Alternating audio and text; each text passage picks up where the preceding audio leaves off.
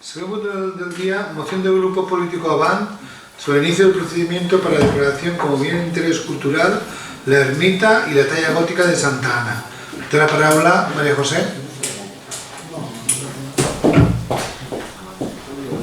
Abans del val, volem començar la nostra intervenció mencionant unes paraules de la pròpia Llei de Patrimoni Cultural Valencià, que són les que, de forma més aclaridora, ens han dut a sol·licitar a aquest Ajuntament que m'emprenga les actuacions per a que la imatge gòtica de la nostra benvolguda Santaneta i l'ermita gòtica de Santa Anna siguin catalogades com a bé d'interès cultural.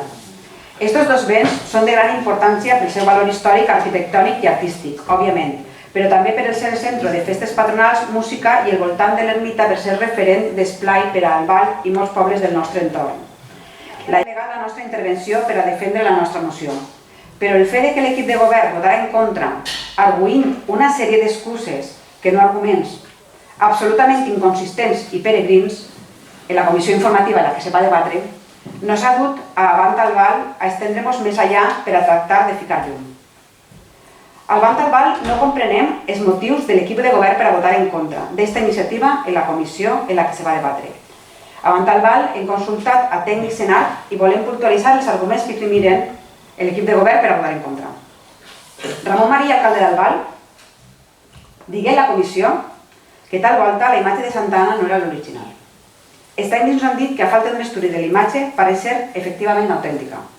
Recordem que la Generalitat Valenciana feu una exposició a la ciutat de València sobre el gòtic valencià i una de les imatges expostes fou la de Santa Anna del Val. Ramon Maria, alcalde del Val, digué en la comissió que l'imatge podia pertenèixer a una Mare de Déu i no a Santa Anna. Pareix que tampoc així estaria molt afortunat.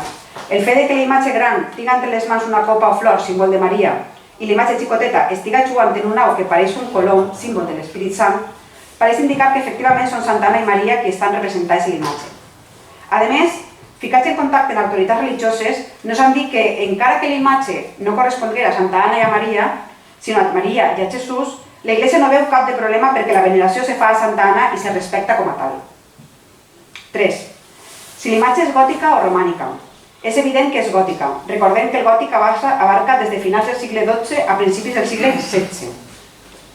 Entre altres, per la forma de S, característica de les escultores i imatges gòtiques, i perquè no és jeràtica com en el romànic. 4. Datació. És impossible fer la prova del carbono 14 com algun regidor de l'equip de govern apuntat a la comissió, perquè aquesta prova només se pot fer a elements biològics com fusta, ossos d'animals o persones e inclús sobre pigments. Este no seria tampoc el cas de Santa Anna perquè pareix ser que se repintà per lo que és difícil que n'hi hagi pigments originals. Així tampoc estagueren massa fins els regidors de l'equip de govern. 5. Se pot fer una datació de la imatge sol·licitant un informe estilístic que costa entre 250 i 300 euros. També ens hem ficat en contacte amb el Departament de Patrimoni de la Universitat Politècnica de València, als que hem sol·licitat un pressupost per a fer una expertització, és a dir, una peritació de la imatge. Per la premura de temps no ha plegat a temps el pressupost, però segur que un ajuntament que té 9 milions i mig d'euros de pressupost podria pagar-ho. 6. Nos deixem per al final l'ermita de Santa Anna. Així l'assumpte encara està més clar. L'Ajuntament el 8 d'abril de 2006, ja en Ramon Marí com a alcalde, inaugurà la restauració de l'ermita.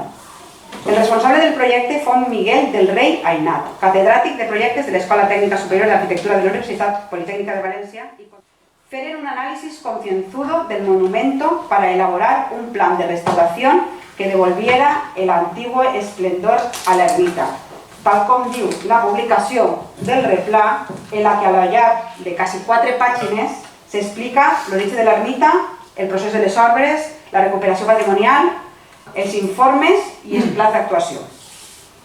L'Ajuntament, a més, ha de tenir una còpia del projecte i dels informes que són perfectament vàlids per a sol·licitar que l'ermita siga catalogada com a bé d'interès cultural. Per tant, el cost seria més que mínim. A més, el fet que ja compte en un nivell de protecció A en l'Inventari de Patrimoni Arquitectònic i d'Interès Històric Artístic del Ministeri de Cultura li fa dur un camí ja recorregut. Per últim, disculpar-nos per l'extensió de la nostra intervenció, però les paraules de l'equip de govern que nos deixaren descol·locats completament en la comissió informativa no mereixien manco. Vots a favor de la moció?